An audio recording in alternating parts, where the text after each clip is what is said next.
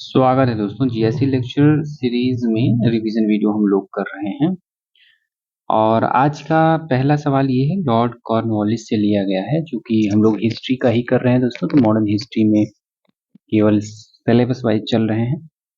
भारतीय इतिहास में अगर देखें तो लॉर्ड कॉर्नवालिस विशेष रूप से भारतीय प्रशासनिक और न्यायिक सुधारों के दृष्टिकोण से दोस्तों बहुत ही महत्वपूर्ण है और इनसे काफी सवाल बनते भी हैं और हमारे सिलेबस में भी बहुत विस्तृत रूप से मेंशन भी है इनका। चलिए बात करते हैं। ये दोस्तों ये गवर्नर जनरल रहे। ये कब से कब तक रहे? 1786 से 1793 के बीच में रहे हैं और बाद में 1805 में कुछ दिन के लिए आते हैं, लेकिन यहीं पे उनकी मृत्यु हो जाती है और गाजीपुर में इनकी कब्र भी बनाई गई थी। तो इनका सबसे महत्वपूर्ण काम जो था दोस्तों वो 1793 का स्थायी बंदोबस्त था, परमानेंट सेटलमेंट था और ये सबसे चर्चित आर्थिक सुधार था जिसको इस्तमरारी बंदोबस्त भी बोलते हैं। इस्तमरारी बंदोबस्त भी बोलते हैं। मुख्य रूप से ये बंगाल में था, लागू किया गया था, बिहार में लागू किया गया था और उड़ीसा में लागू किया गया था। इसमें ये होता था कि जमींदारों को भूमि का जो स्थायी मालिक बना तो दिया जाता था, लेकिन एक लगान तय कर दी जाती थी। इसको ऐसे समझो कि ये कंपनी हो गई, ये भूमिपति हो गए जिनकी खेत है, मान लो खेत है, तो कंपनी को इस खेत से कोई मतलब नहीं है और सीधे ये भूमिपति के पास जाएगा, बता देगा भाई कि साल में हमको तुम 2 करोड़ रुपए दोगे लगान पे एज ए टैक्स। तो ये किसानों को इसमें काम करने के लिए भेजेगा और उनको जगह देगा कि भाई तुम लोग उगाओ और उनसे पैसा लेगा, लगान लेगा यानी टैक्स लेगा, अपने पास भी रखेगा और कंपनी को भी देना होगा। तो इस तरीके से ये किसानों के शोषण का भी एक कारण बनता है बाद में चल के और बड़ी मुश्किल हो जाती है, क्योंकि मान लो अकाल पड़ा या कोई प्रॉब्लम हुई, फिर भी कंपनी का जो मिलना था वो फिक्स हो गया था कि आपको देना ही है। तो भूमि के जो मालिक थे उनको करना ही पड़ता था, चाहे कितनी भी बुरी कंडीशन हो। तो सारा प्रॉब्लम किस पे आती थी? किसानों पे आ जाती थी। तो इस तरीके से अगर मेन बात याद करें तो परमानेंट सेटलमेंट किसके द्वारा? Lord Cornwallis. और कब? 1793 में। और इसी टाइम पे एक कॉर्नवालिस कोड आता है।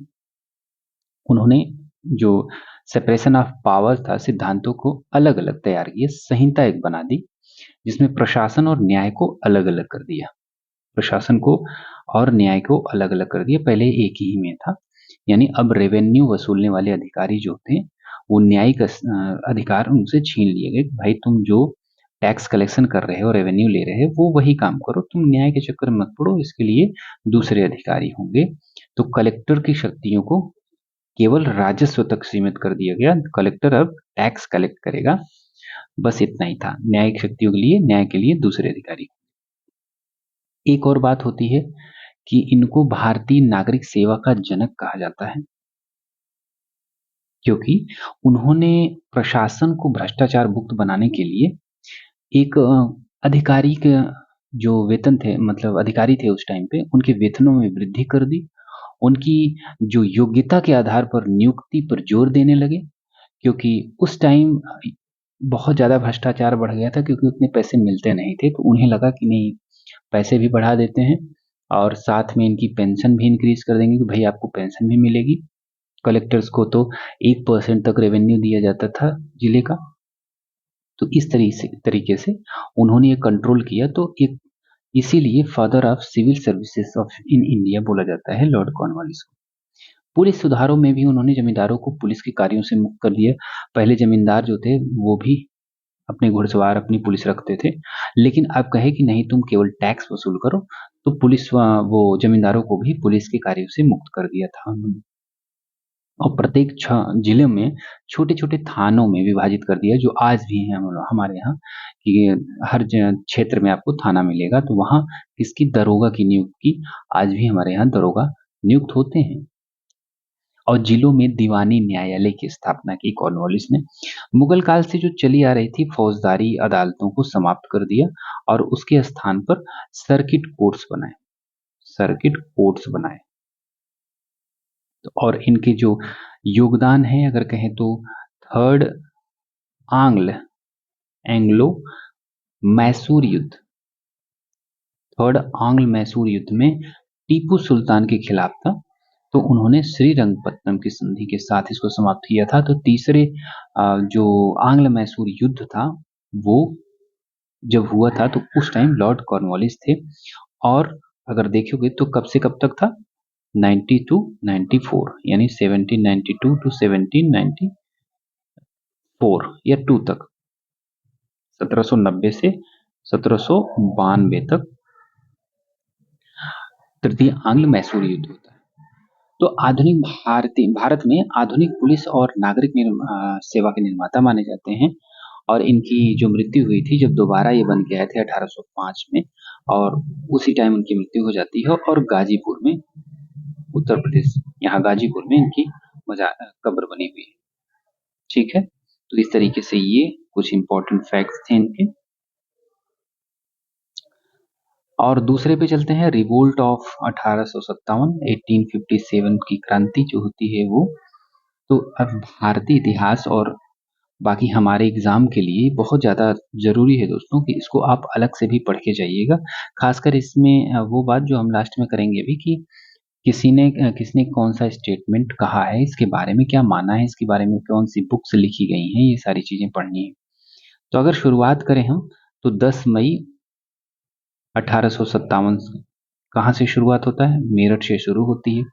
इसका तत्कालीन कारण वही था कि एनफील्ड राइफल जो चेंज हुई थी उसमें जो कारतूस लगते थे, उन अफवाह फैली या सही बात थी कि उसमें दांत से काटकर उन कारतूसों को लगाया जाता था, लेकिन पता चला कि उसमें गाय और सूअर की चर्बी मिक्स है। इसी के विरोध में ये शुरू हुआ था। और 34वीं रेजिमेंट के अगर बात करते हैं, ये आता है कई बार, 34वीं रेजिमेंट के जो नेटिव इन्फेंट्री थी उसके मंगल पांडे थे। तो सवाल आएगा कि मंगल पांडे किससे जुड़े हुए थे, तो 34वीं नेटिव इन्फेंट्री के सिपाही थे। और मंगल पांडे ने 29 मार्च 1857 को विद्रोह की पहली गोली चलाई थी। और इसके प्रतीक के रूप में, यानी 1857 की जो क्रांति होती है इसके प्रतीक के रूप में कमल और रोटी लोटस एंड ब्रेड था। जैसे झंडा होता है ना, झंडे पे कुछ प्रतीक होते हैं कि हाँ ये वाला चल रहा है इंडिया का झंडा, उस टाइम जो था कमल और रोटी उनका प्रतीक समझ लो था। और प्रमुख केंद्र के रूप में काफी ज्यादा, हाँ जब ये होता है 11 मई को दिल्ली पहुंच जाते हैं, बहादुर शाह जफर को अपना किंग यानी राजा नियुक्त करते हैं और क्रांति शुरू हो जाती है। हालांकि क्रांति अगले कुछ दिन बाद की डेट थी, लेकिन 10 तारीख को ही शुरू हो जाती है, जबकि 31 मई को डिसाइड की गई थी। पहले शुरू होने की वजह से एकता नहीं बन पाई और हर जगह सर्कुलेट नहीं हो पाई बात, जिसकी वजह से ये सफल नहीं रही। बाद में इसको क्रश कर दिया गया, दबा दिया गया। अगर दिल्ली में देखो तो दिल्ली में मुगल बादशाह बहादुर शाह जफर थे। सैन्य नेतृत्व जो था वहां पे दिल्ली में बख्त खान के पास था, वही सब कुछ देख रहा था। और वहां दिल्ली में इनको दमन करने वाले जॉन निकलसन और हडसन थे। कानपुर में नाना साहेब, और लखनऊ में बेगम हजरत महल, झांसी में रानी लक्ष्मीबाई, बिहार में कुंवर सिंह, इलाहाबाद में लियाकत अली, फैजाबाद में मौलवी अहमदुल्ला और बरेली में खान अब्दुल गफ्फार खान, खान बहादुर खान। तो ये प्रमुख नेता थे 1857 की क्रांति के। अगर ब्रिटेन उस टाइम बात करें, ब्रिटेन में प्रधानमंत्री कौन था, तो पामर्स्टन थे, पामर्स्टन। और भारत के जो गवर्नर जनरल थे तो आपको पता है कि कैनिंग थे। और यही 1858 के जो एक्ट आता है उसके बाद गवर्नर जनरल का पद वायसराय में बदल जाता है, तो पहला वायसराय भी कैनिंग ही था। विद्रोह के समय मुगल सम्राट कौन था, बहादुर शाह जफर। या बहादुर शाह द्वितीय भी उनको बोलते हैं। ब्रिटिश सेनापति जो विद्रोह शुरू होने पर था, उस टाइम ब्रिटेन का सेनापति कौन था? जॉर्ज एनिसन था। बाद में कॉलिन कैंपबेल बनते हैं। जॉर्ज एनिसन बनते हैं, बाद में कॉलिन कैंपबेल बनते हैं। अब भारत, इसके बाद होता है कि भारत शासन अधिनियम आता है 1858 का, और इसके द्वारा ईस्ट इंडिया कंपनी का जो शासन है समाप्त कर दिया जाता है और सीधे क्राउन के हाथों में चला जाता है। और महारानी का जो घोषणा पत्र होता है वो 1 नवंबर 1858 को लॉर्ड कॉर्नवालिस ने कहाँ पढ़ा था? तो इलाहाबाद के मिंटो पार्क में पढ़ा गया था 1 नवंबर 1858 को लॉर्ड कैनिंग द्वारा महारानी का घोषणा पत्र कि ये अब लागू हो चुका है। पील कमीशन उसी टाइम गठित हुआ था कि सेना के पुनर्गठन के लिए पील कमीशन गठित हुआ था दोस्तों, जिसमें यूरोपीय जो सैनिक थे उनकी संख्या बढ़ाई गई और तोपखाने पर नियंत्रण रखा गया। और भारत सचिव की बात करेंगे। भारत सचिव, सेक्रेटरी ऑफ स्टेट, एक नया पद सृजन किया गया। भारत सचिव का एक पद बनाया गया। तो इतिहासकारों के जो मत की बात हम कर रहे थे, तो उसमें वीडी सावरकर का सबसे ज्यादा योगदान होता है। फेमस है ये काफी ज्यादा, जो कि हमारे एग्जाम में बहुत ज्यादा पूछे जाते हैं। और इनकी एक बुक है the Indian war of independence, ये इनकी बुक का नाम है। और ये भारत का पहला स्वतंत्रता संग्राम था, ये कहते हैं वीडी सावरकर जी। वहीं एस एन सेन की बात आती है तो 1857 ये बुक है एस एन सेन की, जो कुछ धर्म के लिए लड़ाई के रूप में शुरू हुआ था, वो स्वतंत्रता संग्राम के रूप में समाप्त हुआ था। ठीक। और आर सी मजूमदार की बात करते हैं तो आर सी मजूमदार कहते हैं कि ना तो ये प्रथम था, ना ही राष्ट्रीय था, और ना ही स्वतंत्रता संग्राम था। वहीं बेंजामिन डिजरायली कहते हैं कि राष्ट्रीय विद्रोह था, नेशनल रिवोल्ट था। जेम्स आउट्रम और डब्ल्यू टेलर कहते हैं कि यह अंग्रेजों के विरुद्ध हिंदू मुस्लिम षड्यंत्र था। अगर हिंदू मुस्लिम षड्यंत्र की बात आती है तो जेम्स टेलर का नाम आता है और डब्ल्यू टेलर का नाम आता है। James Outram and W Taylor का नाम आता है। ठीक है, ये हो गया। तो और रानी लक्ष्मीबाई के बारे में एक थोड़ा पूछा जाता है कि इनका जन्म कहाँ हुआ था। तो इनका जन्म वाराणसी में हुआ था और बचपन का नाम क्या था? मणिकर्णिका। और इनकी समाधि कहाँ पे है? ग्वालियर में है। जनरल ह्यूरोज ने क्या कहा था इनके बारे में कि यहाँ वह महिला सोई है जो विद्रोहियों में एकमात्र मर्द थी। तो ये कुछ फैक्ट रहे हैं 1857 के दोस्तों, आप अपने हिसाब से पढ़ते रहिए। और ये आर्य समाज की बात हम लोग थोड़ा कर लेते हैं कि आर्य समाज आधुनिक भारतीय इतिहास और समाज सुधार आंदोलनों में एक स्तंभ के रूप में रहता है। और स्थापना और संस्थापक के रूप में दयानंद सरस्वती, जो कि 1875 में इसकी स्थापना करते हैं। डेट देखोगे 10 अप्रैल 1875 को होते हैं। और कहाँ पे होते हैं? बॉम्बे में होते हैं, वर्तमान अब मुंबई हो गया है। बाद में 1875 में होती है तो 1877 में इसका हेडक्वार्टर लाहौर स्थानांतरित कर दिया जाता है। और दयानंद सरस्वती जी का मूल नाम क्या था? तो मूल शंकर, ये शुरुआती नाम था इनका मूल शंकर। बाद में दयानंद सरस्वती पड़ा। इनके गुरु जो थे स्वामी विरजानंद थे। गुरु कौन थे? स्वामी विरजानंद। ये कहाँ से थे? मथुरा से थे। और इनकी फिलॉसफी की बात करोगे दोस्तों तो फिलॉसफी में वेदों की ओर लौटो, बैक टू वेदास इनका प्रमुख नारा था।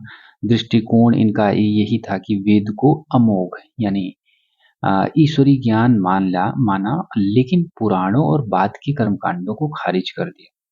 सिर्फ ईश्वरी ज्ञान माना था उन्होंने वेदों को। सत्यार्थ प्रकाश इनकी पुस्तक है। सत्यार्थ प्रकाश किसके द्वारा लिखी गई है? ये दयानंद सरस्वती के द्वारा लिखी गई है। कब? 1874 में। यह उनकी प्रसिद्ध पुस्तक है जो कि हिंदी में लिखी गई है, ये कई बार आता है, और ताकि जन सामान्य तक ये पहुंच सके। स्वराज इनसे जुड़ा हुआ शब्द है, स्वराज। दयानंद सरस्वती वे पहले व्यक्ति थे जिन्होंने इस स्वराज शब्द का प्रयोग किया और कहा कि बुरे से बुरा देशी राज्य अच्छे से अच्छे विदेशी राज से बेहतर है।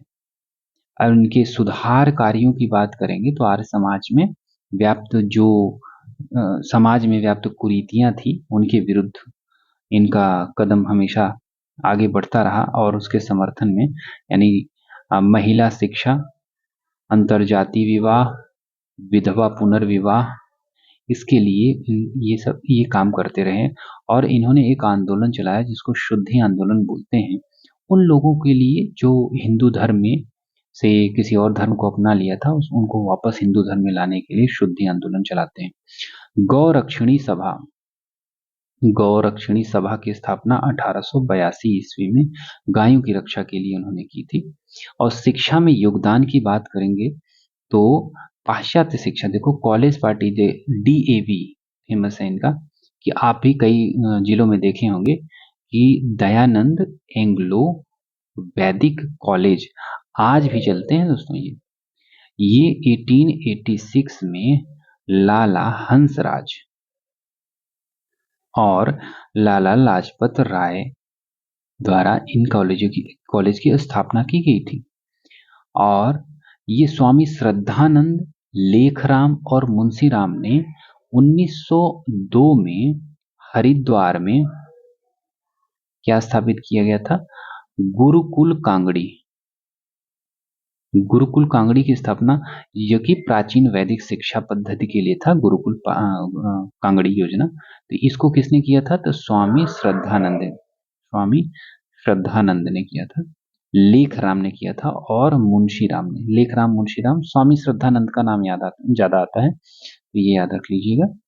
DAV का जब भी नाम आएगा तो लाला हंसराज आएगा और गुरुकुल कांगड़ी का नाम आएगा तो स्वामी श्रद्धानंद नाम आएगा। और इंडियन अनरेस्ट एक बुक है दोस्तों। और आर्य समाज को भारतीय अशांति का जनक कहा है। किसको? आर्य समाज को। किसने? वेलेंटाइन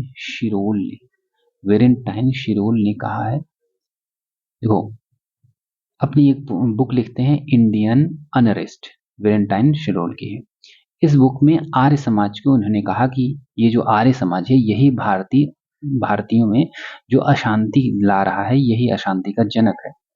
और तिलक को भी इन्होंने अशांति का जनक कहा था। और इसमें विभाजन की बात चलती है तो 1892-93 में मांसाहार और शिक्षा पद्धति को लेकर समाज में औपचारिक विभाजन हो गया था आर्य समाज में। और इनका सबसे ज्यादा प्रभाव पड़ता है दोस्तों पंजाब में, उत्तर प्रदेश में और राजस्थान में, 3 में। तो एक फाइनल कर लेते हैं कि नाम क्या है? आर्य समाज 1875, स्वामी दयानंद सरस्वती, मूल नाम मूल शंकर, नारा वेदों की ओर लौटो, प्रमुख ग्रंथ सत्यार्थ प्रकाश है।